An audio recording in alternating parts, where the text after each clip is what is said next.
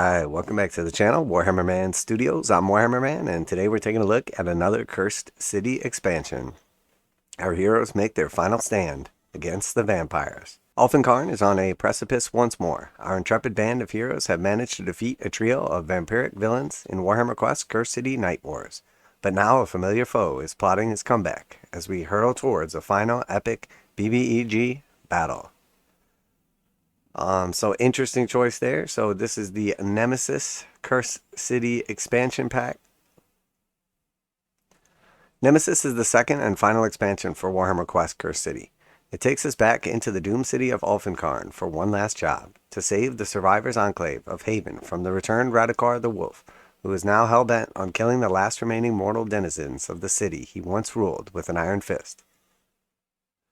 So we'll keep going here, and then I'll give you my opinion. A very cool piece of art right there. Like the previous expansion, Nemesis comes packed with a detailed quest book featuring all the rules and narrative quests you'll need, as well as an immersive background lore which carries the story on from the events of the Night Wars.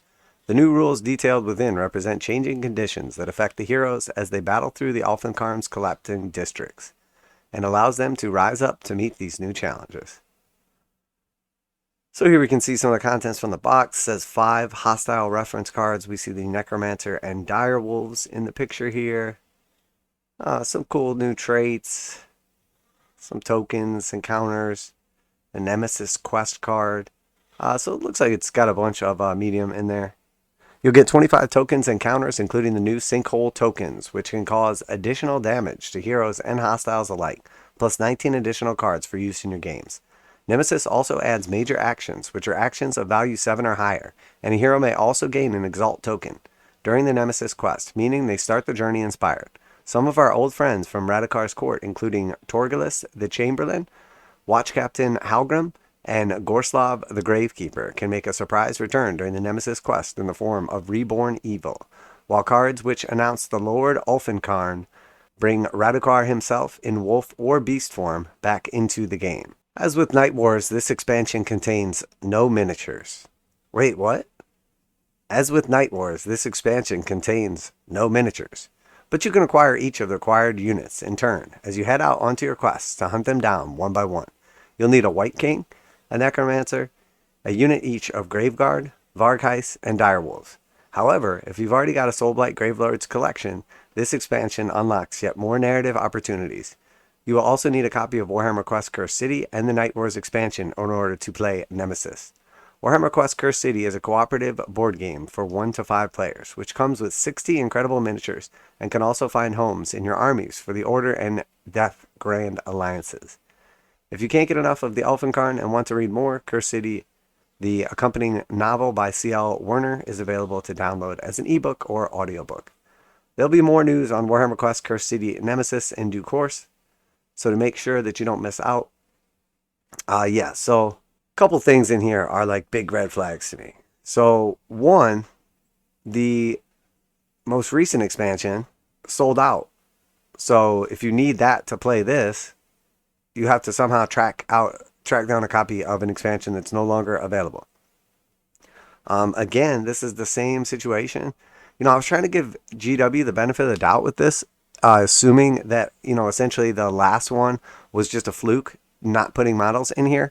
But I went through and did the math again. This one's not as bad as last time, but the Graveguard are $50. The Necromancer is $16.50. A Wight is $16.50. The Vargheists are $55, and the Direwolves are $55. So that's $193. And then if we assume another, $50 for the actual expansion itself, we're talking about a $243 expansion. And that's assuming that you already picked up, the Radakar the Beast and all that stuff from the last expansion as well. It's assuming you have the Cursed City box as well, and then also have the expansion that came before this. And that was $265 for the expansion before this. It was $170 for the main game, and then, or somewhere around there. And then another $193 plus the $50 for the game right here. I mean, this is just ridiculous, considering that all of this, and they couldn't even include the models. I mean, it just absolutely blows my mind. Games Workshop literally says in their mission statement that they are a miniature company, and yet here they are selling expansions that don't even have miniatures in them. It literally makes no sense. It's sort of like what you would expect if a company was like changing their business plan to where they don't make miniatures anymore. I don't know. This is very strange. Now, here's where it could be good. If you're just a regular person that likes to play Games Workshop games, but also 3D prints or has a bunch of alternative models, etc., you could buy the expansion. You could get all the stuff that you need to play the game and then just use your own models, either proxies or 3D prints or whatever. So in that sense, that's cool. But if you're Games Workshop, that's not what you should be going for. You know, from a business standpoint, you should be trying to sell as many of your models as possible.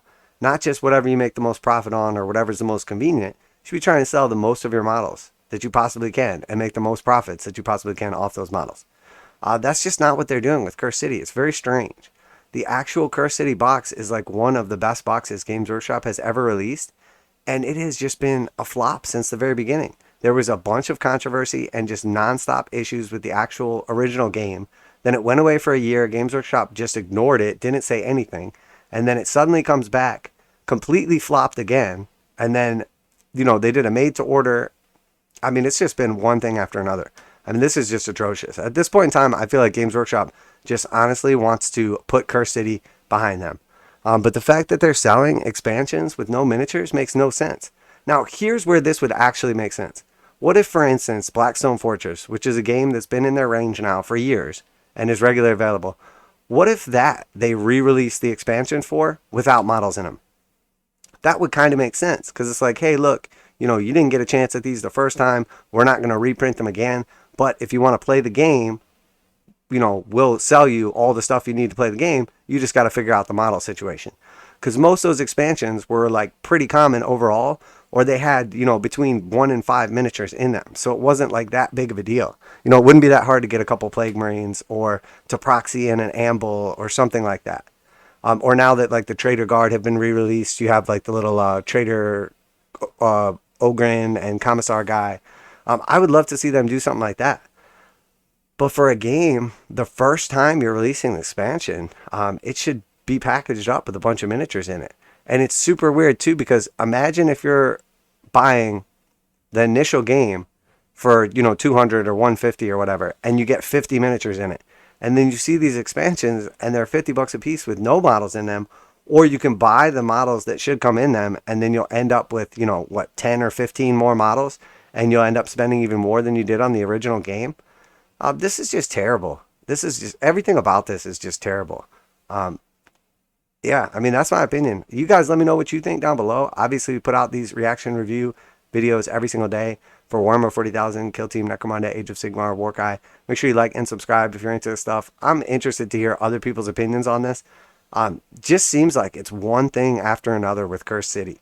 This truly is like the cursed release from Games Workshop. I mean, they dropped the ball on a lot of stuff, but this by far is the biggest blunder, in my opinion. This is just forever tainted. And I just don't see any way they're going to get out of this. So like, they talked about multiple expansions. They talked about support for the game. They talked about it being readily available.